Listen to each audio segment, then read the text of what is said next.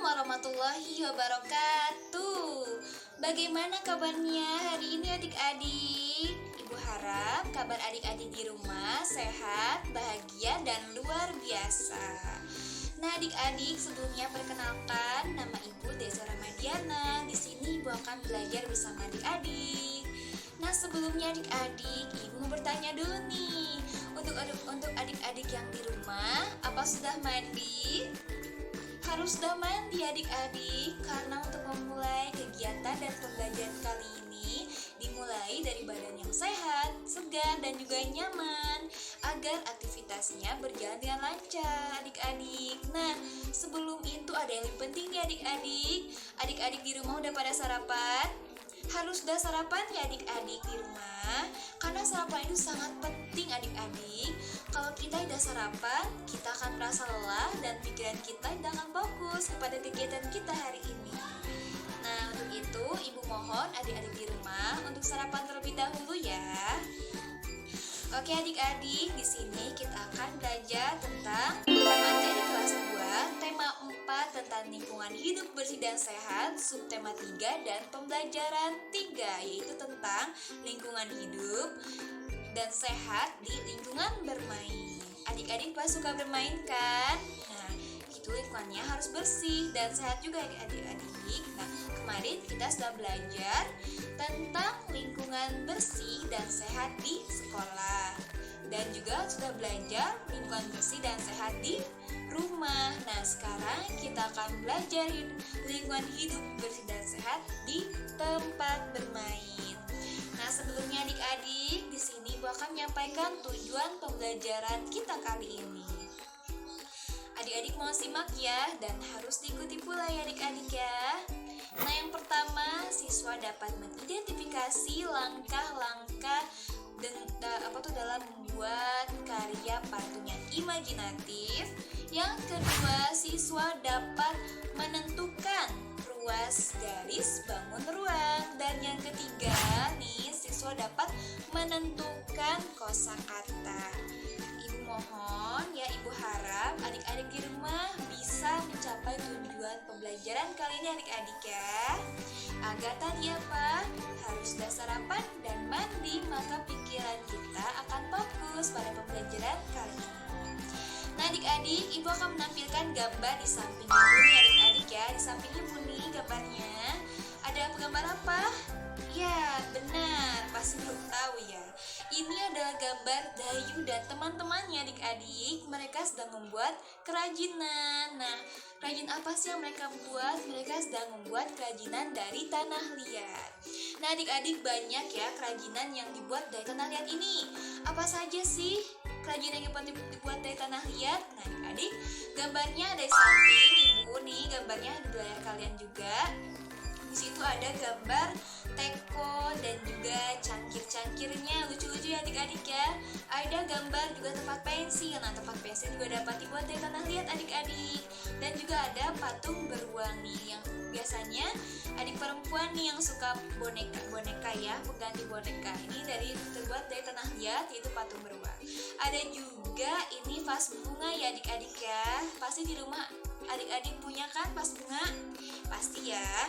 Nah adik-adik, selain kita sudah mengetahui tentang barang-barang, benda-benda yang terbuat dari tanah liat, coba apa saja sih bahan dan cara untuk membuat benda-benda tersebut yang dari tanah liat? Nah adik-adik, ada yang tahu? Nah kalau ada yang belum tahu, Ibu akan tampilkan cara membuat kerajinan dari tanah liat adik-adik. Nah di samping Ibu ada cara membuat kerajinan dari tanah liatnya adik-adik ya di sini. Nah sudah dibaca? Nah adik-adik, Ibu akan menampilkan gambar-gambar dari tanah liat lagi adik-adik ya. Kalau adik-adik masih belum mengetahui nih, sebenarnya tanah liat bukan hanya dibuat dari yang tadi saja, tapi juga ada lagi ya gambarnya adik-adik ya. Ada juga nih cangkir yang benarnya, yang nyatanya Dan juga ada tatakannya nih adik-adik ya, cangkirnya ya. Dan juga ada gelas dengan ukiran bunganya. Dan ya adik-adik yang paling lucu dan adik-adik pasti suka dengan bentuknya, yaitu ada gambar apa? Gambar kura-kura. Nah, kura-kura ini yaitu tempat vas bunga, pot ya, pot bunga yang berbentuk kura-kura, dan lebih uniknya diberi warna. Adik-adik di rumah pasti bisa ya membuat kerajinan dari tanah liat untuk membentuk atau membuat benda-benda yang adik mau ya, dibantu dengan orang tua yang di rumah ya, untuk ibu atau bapak untuk membimbing anak-anaknya ya. Untuk adik bisa membuat apa saja yang adik mau dari tanah liat tentunya ya. Nah, adik-adik, Dayu dan teman-temannya sudah selesai nih membuat kerajinan dari tanah liat. Nah, coba amati gambar di samping ibu. Ini hasil dari Dayu ya. Dayu sudah membuat apa nih? Nah, benar, Dayu sudah membuat kerajinan tanah liat berbentuk vas bunga nih adik-adik. Coba deh adik-adik amati, vas bunganya berbentuk apa ya adik-adik? Ada yang tahu? Ya, ini vas bunganya Dayu berbentuk prisma adik-adik. Pintar ya. Nah, ini vas bunga yang berbentuk prisma ini berbeda ya dengan limas. Pasti adik-adik sebelumnya udah pernah belajar ya tentang bangun ruang. Nah, jadi prisma ini termasuk dengan bangun ke dalam bangun ruang ya adik-adik ya.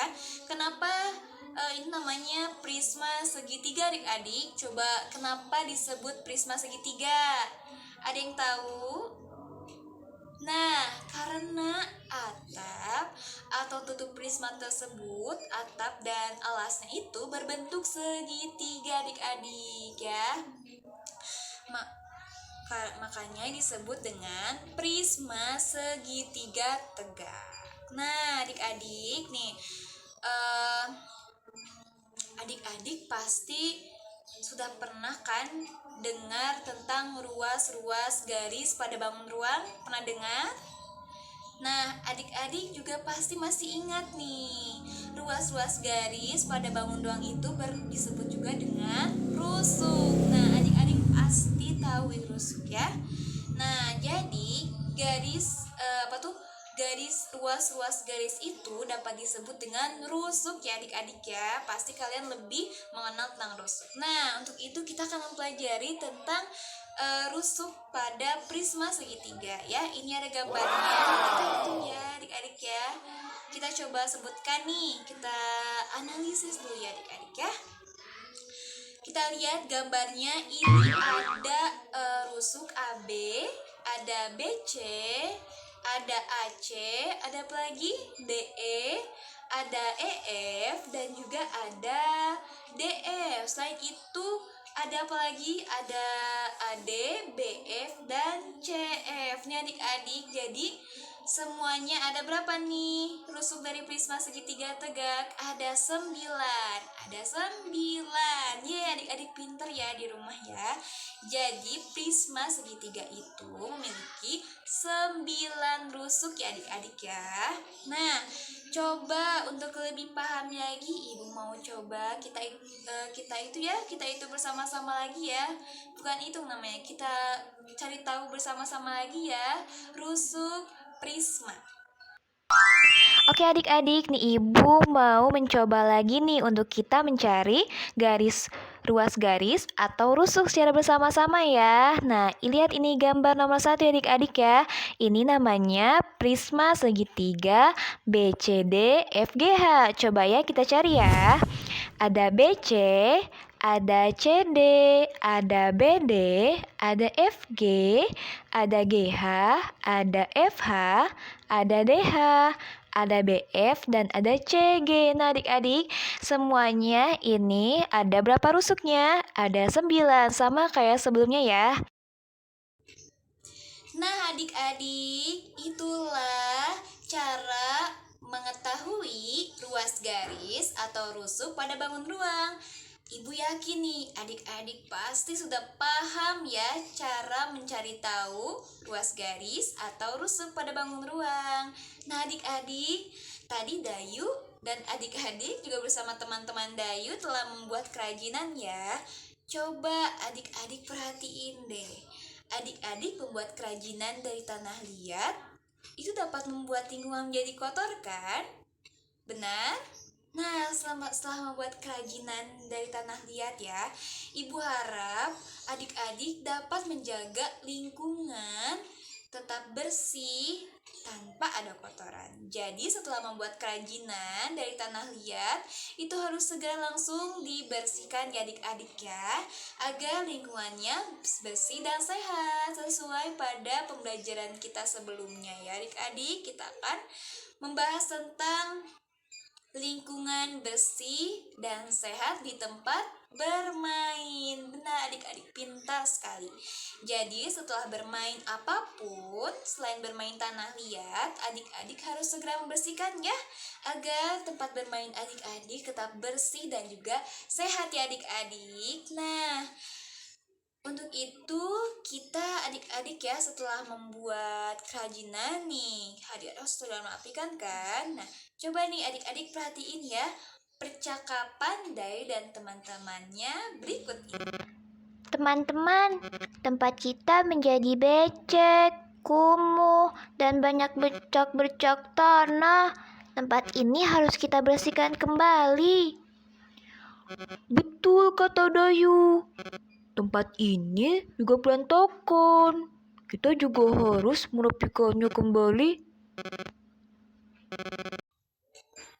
Oke adik-adik di rumah pasti sudah mendengar percakapan Dayu dan teman-temannya ya.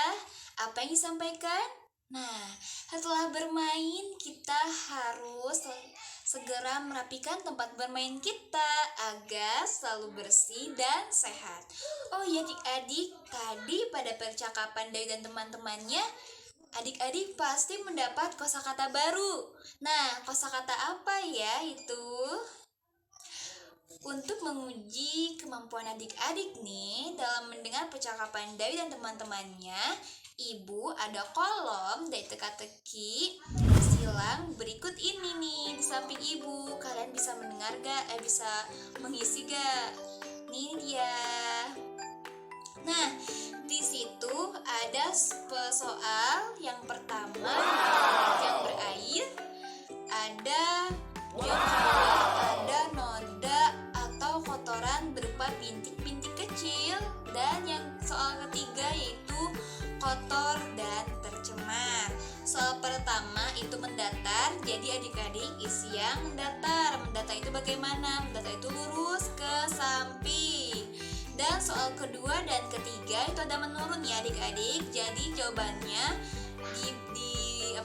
dijawab dari atas ke bawah. Jadi menurun. Nah, adik-adik coba isi teka-teki silang berikut ini ya. Harus adik-adik isi, oke? Coba nih adik-adik nih, di situ persoalan mendatarnya adalah tempat yang berair. Berarti apa tempat yang berair? Nah, itu ada berapa kolom adik-adik? Ada 1, 2, 3, 4, 5. Nah, kata apa itu? Itu kosakatanya ada di percakapan Dayu dan teman-temannya tadi. Kalau adik memperhatikan, pasti adik-adik bisa menjawab teka-teki ini. Nah, yang pertama yaitu jawabannya adalah becek. Jadi, tempat yang berair itu adalah becek ya. Coba yang kedua adik-adik, jawabannya ingat yaitu menurun. Nah, apa adik-adik?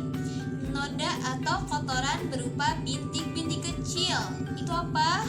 Itu disebutnya bercak ya adik-adik. Jadi tadi pada percakapan Dayu dan teman-temannya itu ada kosakata bercak. Jadi adik-adik bisa isi bercak. Coba soal yang ketiga yang terakhir yaitu kotor dan tercemar ya adik-adik ya. Coba isi, yaitu berarti isinya apa? Nah, isinya adalah kotor. Nah, adik-adik itulah ya kosakata yang dapat ditambahkan untuk kehidupan sehari-hari ya. Nah, pembelajaran kita pada hari ini adik-adik cuma sampai di sini ya. Ibu harap adik-adik dapat memahami pembelajaran kali ini. Dan adik-adik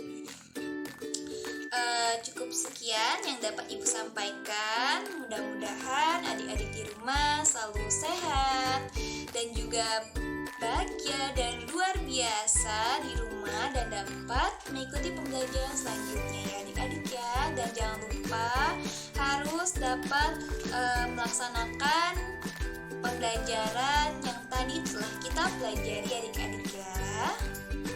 Terima kasih atas perhatiannya. Ibu mohon untuk undur diri adik-adik. Terima kasih atas perhatiannya. Wassalamualaikum warahmatullahi wabarakatuh.